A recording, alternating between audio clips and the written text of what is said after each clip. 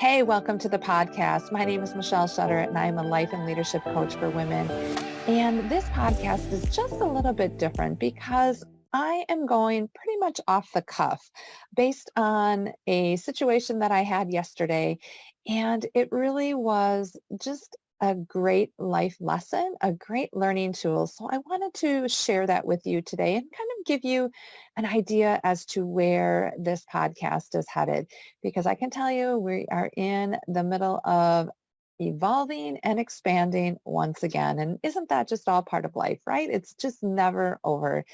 And that is such uh, a deep piece that I've had to really come to terms with, because you always just seem to want to reach a destination and then be like, yes, I made it.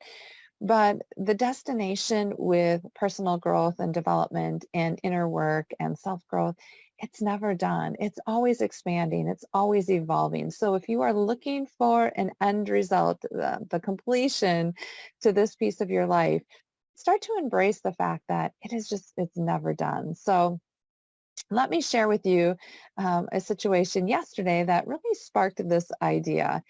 And it is just all around spring rolls. And you might be thinking, what on earth do spring rolls have to do with life, right?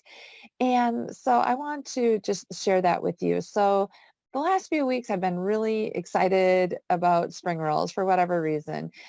Egg rolls, yes, they're super yummy and delicious, but they're deep fried and don't really always sit well with me. So I just have been on this kick of spring rolls, right? And if you're not familiar with spring rolls come and the circle of them is almost looks like a plastic. It's like a dehydrated rice paper.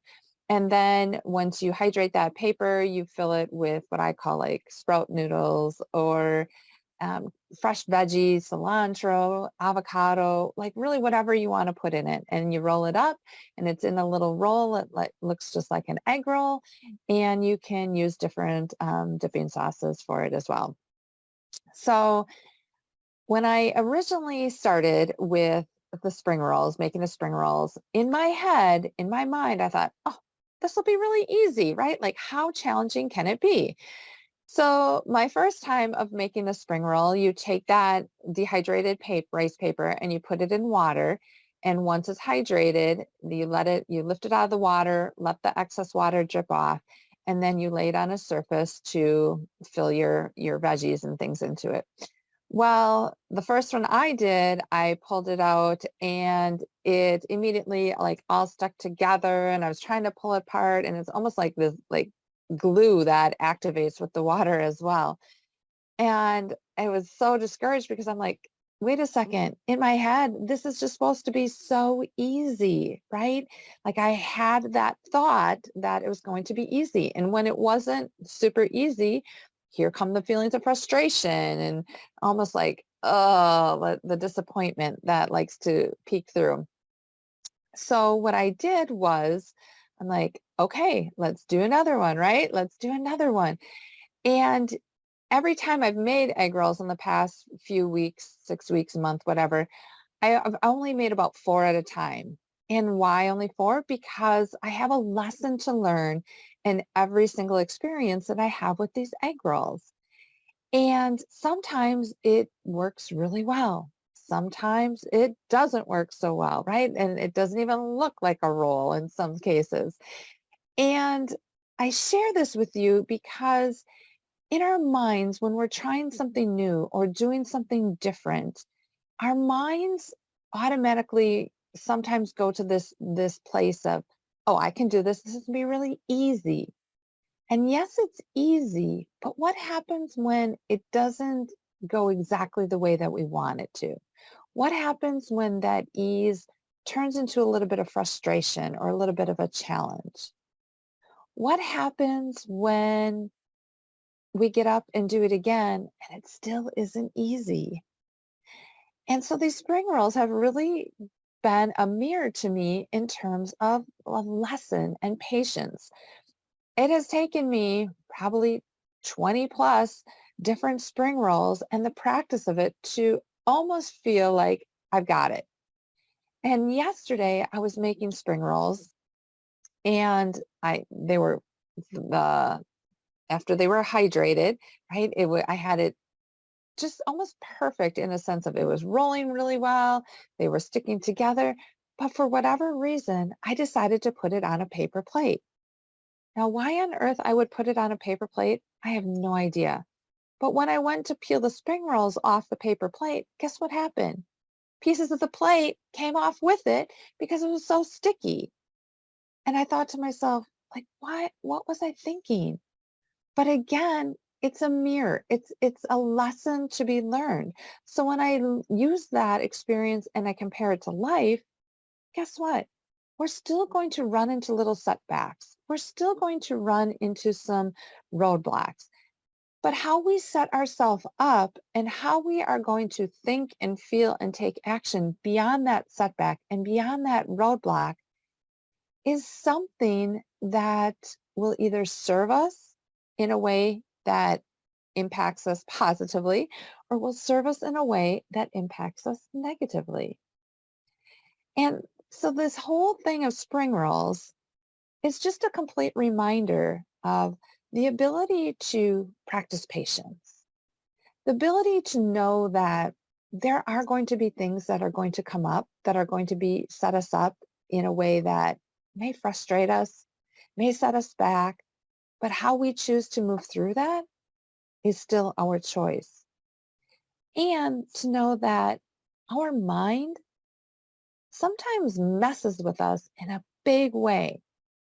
To think that I've done, I've never made spring rolls before, and to come in there thinking, oh, this is just going to be absolutely easy, in a sense, was a misaltered expectation, right? And so we have to think of our ability to set ourselves up for success with expectations that include our experience.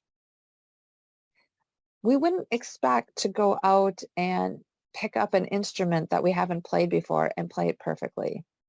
We wouldn't expect to go out and run a marathon without having some training. But yet, experiences in life, sometimes we expect to go out and have it to be absolutely perfect. And when it's not perfect, we shut ourselves down. So this analogy of using the spring rolls perhaps is just a mirror for you as well to reflect on, where are my expectations? Where am I thinking it's supposed to be easy and it's not? And am I setting myself up for failure because of a thought, because of a feeling that I'm having around that? And I share this all with you because, again, like I'm in the midst of a transition. I'm in the midst of evolving and expanding my coaching business. And it's really, it's exciting. But the one thing I've had to realize through this all is that I've spent months in patience, months in patience. And is that easy? Absolutely not. But yet my mind, my thought pattern in there is like you should know this. You should be able to do this. Why aren't you taking action? What's holding you back? Like where are you not connecting to your goals and your dreams and your desires? And it was such an interesting, probably 5 to 6 months of just really sitting in the space and really connecting with this, like the inner knowing of, okay, this is how it's supposed to go. And I can tell you that when it all connected, and because I practiced patience with this and I allowed a lot of time, that it flowed magically. Everything that I wanted to set up in the course of looking at the next year was set up in less than 4 hours. Like it just flowed through me. And that is the magic of patience and removing expectations that don't serve you. And again, I bring this up so that you can create some awareness around where are you perhaps not being as patient as where you deserve to be? Where are you trying to rush things because of time, because you're feeling that time crunch? Where can you just take some extra time to practice, to reflect? And if something comes up, okay, what's the lesson to be learned here? How can I shift? What can I do differently? What can I think differently? What can I feel differently? How can I act differently? Because in the end, the product that you produce, the up leveling of yourself, the ability to move and release some of the blocks that are holding you back, like you can't put a dollar amount on that. You can't put a time limit on that because it's ever evolving and it's ever expanding. And so what I'm moving into is really the life coaching classroom.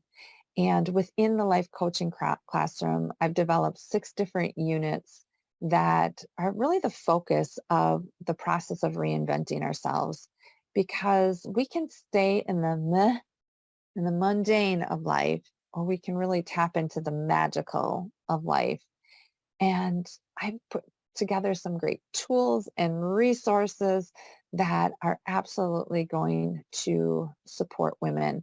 So as you see things perhaps shift and change here, you'll know that that's where I'm headed. And I'm excited about this because not only is it the class, the classroom itself for life coaching, but I'm also giving women the opportunity to experience life coaching through different unit studies, which are just a different monthly topic for you to experience life coaching. So if you're looking to get some more information on that, be sure to go to lifecoachingclassroom.com, and I'm in the process of updating that website, and you will see just all the different tools and resources that are there for you. So I hope that this analogy with spring rolls was helpful, that gives you something to reflect on, and also know that life coaching is life changing. And when you can experience it, it is something that, again, like you can't put your finger on it. Sometimes you can't put time limit on it. You can't put a dollar amount on it, but you know that your life is different in a big way because of it. So again, go ahead and check out lifecoachingclassroom.com, and I will see you in class.